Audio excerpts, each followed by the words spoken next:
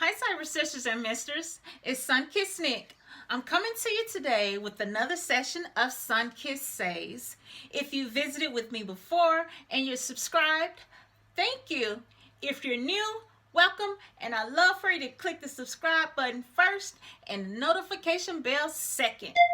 In this new series, you are the best part. Because these are DMs and emails that you've sent to me. I ask you beauties to send me saucy stories, crazy questions, and spicy posts that you've experienced personally or seen posted publicly on the internet.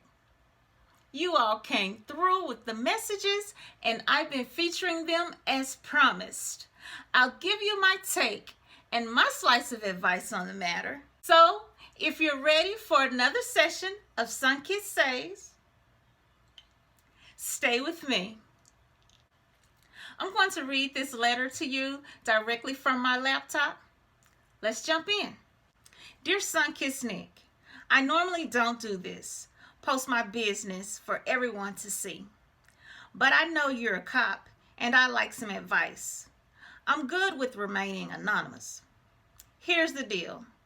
When my parents decided they had better things to do than raise a child, Aunt Stella and Uncle Bobby, aka Dad, stepped in when I was around 5 or 6 years old. They have a son and a daughter, twins, Robin and Roxy, who are a few years older than me. We are cousins who grew up super close and refer to each other as siblings.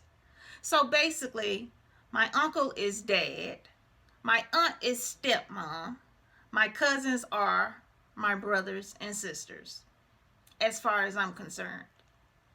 I know, it's complicated. You might have to read that again later to keep everybody straight. Winking face emoji. I like her. We were so proud of my younger siblings who started a hair weave business 3 years ago when they were 17. Hey, that's what I'm talking about. Impressive. Early young entrepreneurs. We need more. Aunt Stella had to basically become their business partner for legal reasons. Robin could seal style once and copy it on our hair to a T. Roxy was a braid magician. They did style after style every Saturday morning between our kitchen and dining room. Growing up, they charged everyone in the neighborhood, but they never charged me. But here's the thing. I found out that Roxy and Aunt Stella opened lines of credit in my name. While applying for a student loan nearly 2 years ago, I saw the entries on my credit report, and I knew instantly who had made over $2,500 in fraudulent charges due to the kind of charges that they were.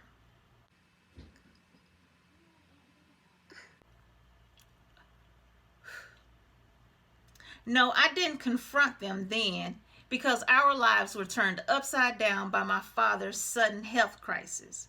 This left my Aunt Stella as the sole breadwinner in the house.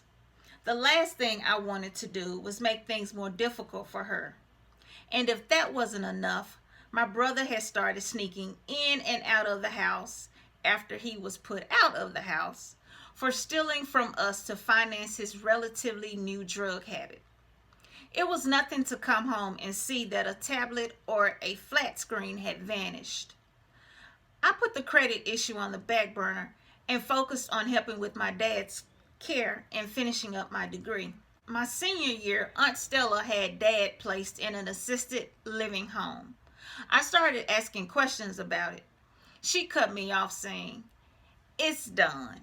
So don't make a nuisance of yourself, bothering the staff and telling them what to do. The nurses take care of stroke patients every day. They'll take good care of him too." She was right. The facility was awesome with his care, but I couldn't help but feel guilty about him being in there. During my last semester, I finally got up the nerve to talk to Aunt Stella about the credit fraud. Major mistake. She kept repeating, "Fraud, fraud, Fraud. The F word really set her off, But what else should I have called it? She said that as far as she was concerned, we were even because all of the free hairdos and free bundles added up to much more than a little funky $2,500. She came directly in my face and shouted, "How can you be such an ungrateful, petty heifer after all I've done for you? When your own damn mama forgot she had a child, who was there?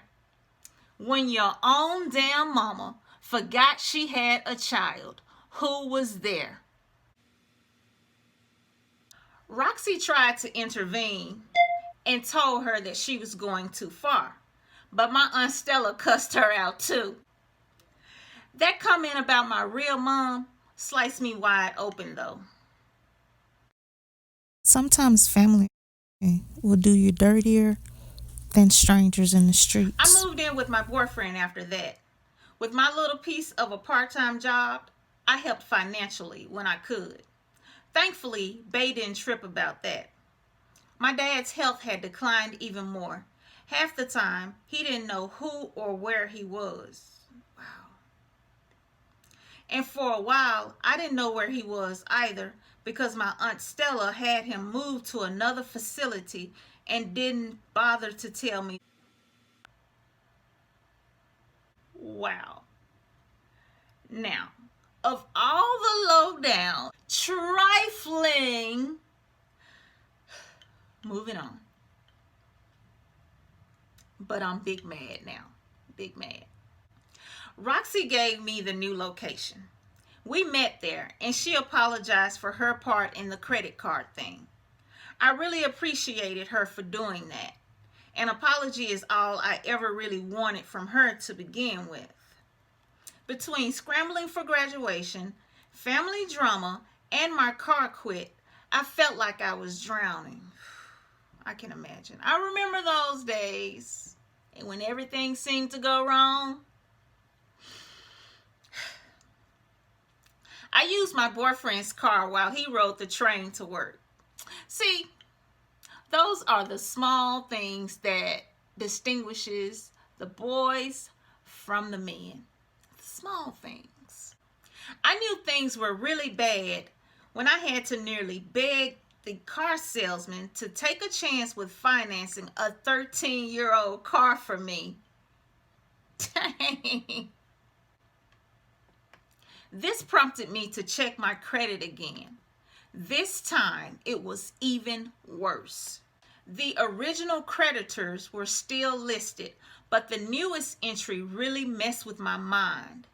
Evidently, Aunt Stella had listed me as the responsible party for my dad's first assisted living home.